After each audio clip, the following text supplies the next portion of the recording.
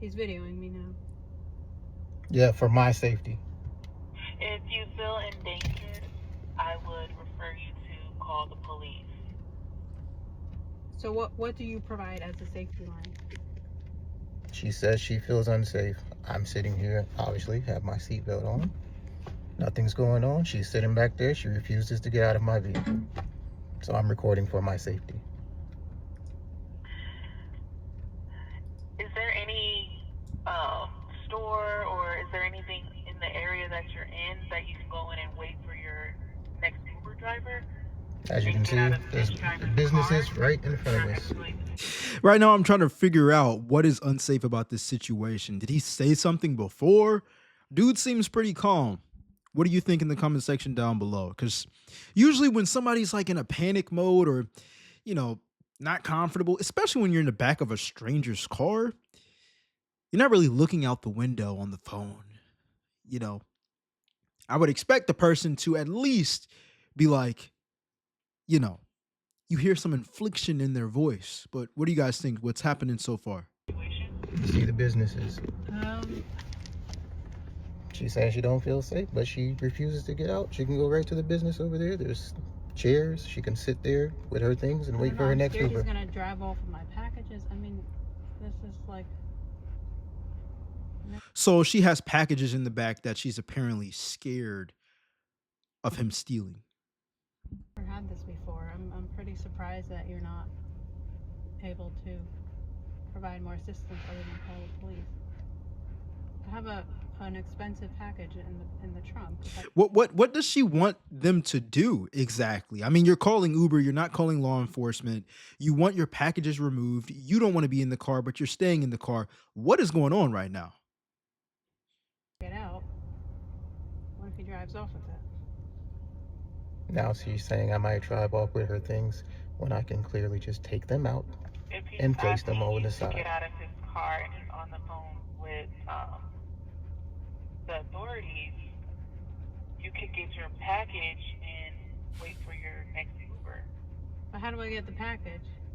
This guy is probably trying to run it up, making some side cash. Honestly, this is one of the reasons why I stopped doing Uber, because even though I'm a man, I don't really get tested by too many people. But I feel like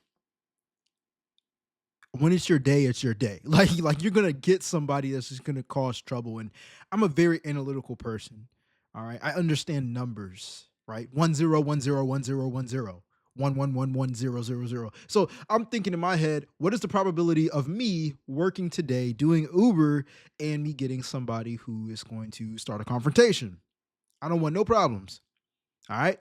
I'm doing it to make some side cash. They're doing it because they need to go from point A to point B. But one of the things that I do not miss is driving around strangers in the back of a car. And I would do it at night as well. I know it's dangerous, but hey, you know what I'm saying? I got the Most High with me. You know what I'm saying? I'm not a dangerous person. I don't live that type of life. You know what I'm saying? But yeah, you gotta be faithful in this type of job, because bro, I know he just wants to go home at this point. It's like, man, she really sitting here in a parking lot on the phone talking about I'm gonna drive off with her package. It's not looking good for her. I need him to open the trunk. Okay. You can ask him to open the trunk. Well, I'll do that right now. Whatever gets you out of here, I don't care. I'll open it. You get your package, whatever you need to do. You telling me she didn't think about that before? Look at the face that she made. Open the trunk. Okay. You can ask. Look at this, man. That's the face of like idiocracy right now. Okay. Duh, you can get your package out of the trunk. If you really cared about your package that much over your safety, right? Or your safety over your package, you would find a way to get you out of there or that package out of there. You just would. He's not even driving the car. Like, what is going on right now? Let me know what you think is going on in the comment section down below. Because on this show, we always talk about profit and money and everything. And the reason why I'm even bringing this whole reaction video up about this guy in the Uber is because not only did I used to do it like I just explained, but the reason why I even went even more crazy on creating content was to get out of that situation. Now I'm making money with YouTube. There's multiple ways to make money. I just did not want to go that route anymore. I'd rather be in my office, in front of my camera, in front of my microphone, in front of you all, and be able to make money. I knew it was possible, and I knew it was going to get me out of situations from being like this. But I'm really thinking right now that she's causing the problems, and I hope my man gets out of this situation safely, um, and without any type of legal problems at all. Because I'm pretty sure he started recording because she started tripping. That's what it's seeming like right now. Well, I'll do that right now. Whatever gets you out of here, I don't care. I'll Man open is it, fed you up. get your package, whatever you need to do.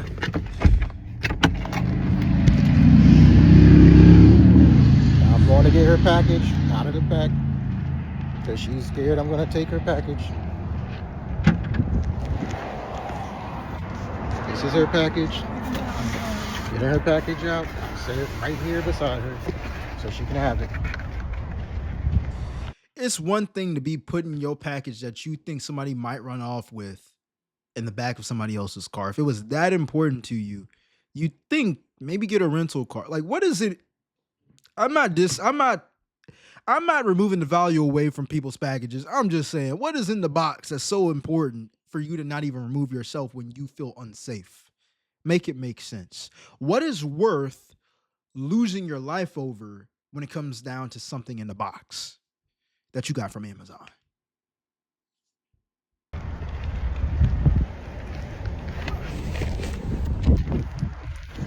Her package is out. Package is right there. I'm right here. I'm getting back into my vehicle.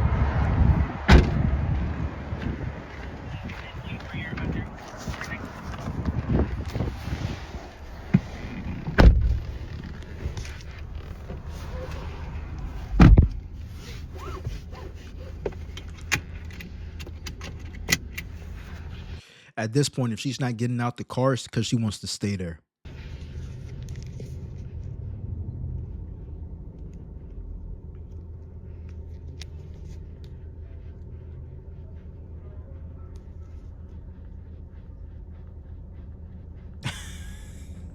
Like, is he waiting on them to say something on the phone? What is going on right now, man? There's a part 2. Let's see it. Hey, y'all. So, it's been brought to my attention that people want a part 2 of the Uber Chronicles. Very strange, I guess, situation I had on yesterday. Now, I'll try and play back in my head and give kind of like a rundown or run through. What are you doing, Princess? Sorry, my doggy. She wants pets. All right, we're going to skip some of that. I mean, she seemed okay at first. So, you know, I opened the bag and let her put her package in the bag because that's where she wanted to put it. So I let her put her package in the bag. Closed the door, got in. Now, this was the first strange thing that happened. She first sat behind the passenger seat. As I started driving, she shifts over to sit behind me, behind the driver's seat. And, you know, Yeah, one of the things that I did when I did Uber was lean my seat like really, really, really, really, really far back. You know what I'm saying? I'm giving you a nonverbal communication. I'm giving you nonverbal communication. You ain't sitting behind me unless you have to because it's that many people behind me. or, hey, ma'am, you know, moving back and forth while the vehicle's moving, that's not safe. So I'd really appreciate it if you didn't do that. If you would, you know, just sit still, put your seatbelt on. Guess she wasn't really trying to hear that. So she shifted one more time back over to the passenger seat. And I told her, I'm like, ma'am, could you please put your seatbelt on? She didn't want to do that. Now, I was already talking to my buddy before I picked her up. So when I talk, I use this headset. I'm a truck driver. You know, I do Uber and Lyft like on the side. So it's not my main gig. What I tell you, it's not his main gig. My man is over here running it up and getting problems. So this only covers one ear hands-free, you know, under Florida state law, that's legal. Also, under Florida state law, you are allowed to talk on the phone while driving Uber. Now, some of you all have a problem with that. Fine, that's your personal preference. However, your Uber driver, they don't have to adhere to that. All Just right. talk to me. Because a lot of people that get in, they don't want to talk. They just want to ride, and they could care less if you're talking to anybody on the phone. They don't really care, you know. But there are people that talk to me, and when they talk to me, I'll not talk to whoever I'm talking to on the phone, and I'll talk to them. I'll have a conversation with the passenger. I've done that hundreds of times, you know. I've done a lot of these rides, so it's nothing new. Mm-hmm. Um, but yeah, so I'm talking on the phone with my buddy. Then she asked me, "Are you on the phone?" I was like, "Yeah, I'm on the phone. I'm talking to my buddy." And she's like, "Oh, are you from New York?" I'm like, "No, I'm from Florida. I live here. I'm born and raised in Florida." And she says, "Oh, well, the only people I know that talk while they're on the phone are people from New York." I'm like, "Okay." She's like, "Well, The I'm from only New type York." of people that talk on the phone are people from New York. What? Okay. Like, but me not understanding, I'm like, I don't know what this has to do with it. Okay, all right. And she's like, well, I think it's rude that you're on the phone. I was like, well, Oh, nah, she one of them type. Man, I don't even understand the thinking of some people when they're like this. They gotta control everything. You feel me? I don't understand why somebody who is sitting in someone else's car is trying to tell the other person what to do, especially if it's their property. If you don't like the way somebody is doing something, you do have the right to leave, stop the ride. You know what I'm saying? And it seems like that's what she did, but then she took it a step further and talking about how she feels unsafe. She was already out her seatbelt. I was on the phone before you ever got to the vehicle, and I'm allowed to be on the phone. You may think it's rude, but it's not illegal for me to be on the phone and talk to my buddy. I'm well within my rights. She didn't like that. So I wouldn't have answered. I just would have kept on looking at, okay. Oh, okay. Oh, word. Got you. Got you. Okay. Cool. Mm-hmm. Yeah, you're right. You're right. You're right. You know what I'm saying? Until we got to destination. You know what I'm saying? Until we got to the destination, she would have heard that. now she starts to say, well, I don't feel safe. You don't feel safe? All right. Well, I told her, well, since you don't feel safe, I'll pull over to an establishment. It's during the weekday. It's in like the middle, of the day. It's like I'll pull over to an establishment. I'll cancel the ride. You can request a new ride, and you can go wait in one of the establishments, with your things. So that way, you feel safe since you don't feel safe in my vehicle. So Mm-hmm. she tells me no. I was like, well, no, I like how he's handling it professionally for sure. you just told me you don't feel safe. So now you have to get out of here. Like I can't be riding Facts. around with somebody that's telling me that they don't feel safe. I don't know what you're going to do. You can call the police on me and tell them that you don't feel safe. And now I'm a black guy with this white woman that's saying she don't feel safe.